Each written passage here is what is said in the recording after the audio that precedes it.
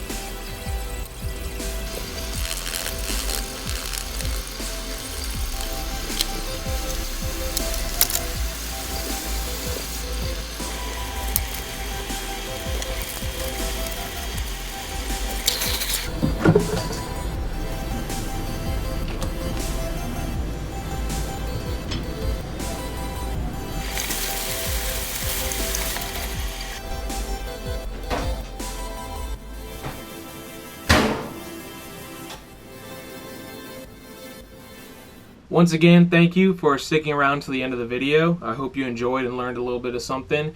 As always, go ahead and click that thumbs up if you liked it. Subscribe if you're not. Also, there are links down in the description below that help support the channel, help me keep creating and do what I do. And as a matter of fact, for the podcast, it's on a bit of a hiatus right now. I'm just trying to get everything forward organized, get my thoughts and my ducks in a row for it. So until next time, remember, stay safe, stay healthy, and I'll see you on the next one.